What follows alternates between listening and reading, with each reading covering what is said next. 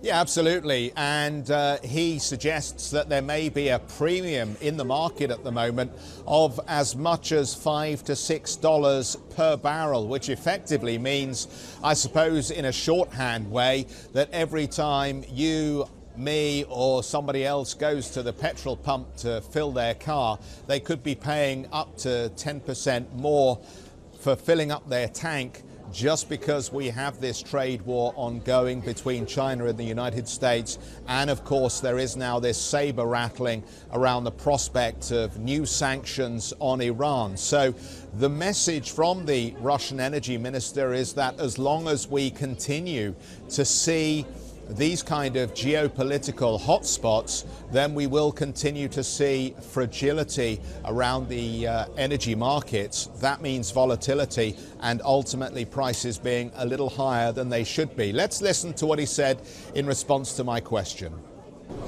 Безусловно, мы такие оценки для себя делаем.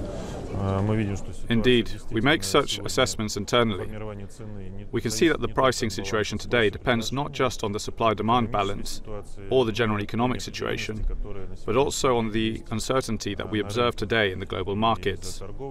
The trade wars, the sanctions that the US pursue. If we talk figures, I think that the additional premium is about $5 to $6 on top of that of the usual oil price that would reflect the supply-demand balance. Сегодня есть в цене на нефть сверх той, которая бы формировалась на основе баланса спроса и предложения.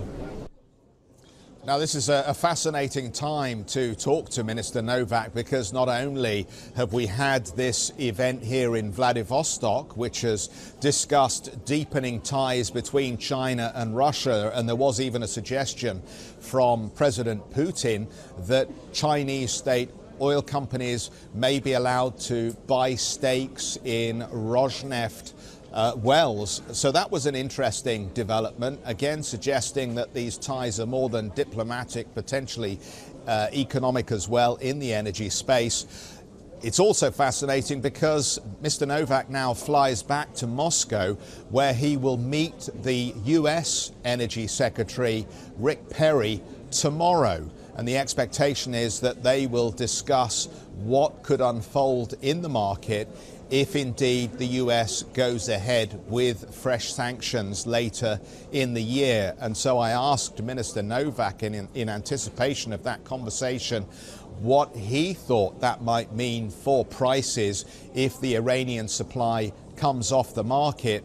His answer, cryptically, it depends how other global companies behave around Iranian sanctions, fresh Iranian sanctions.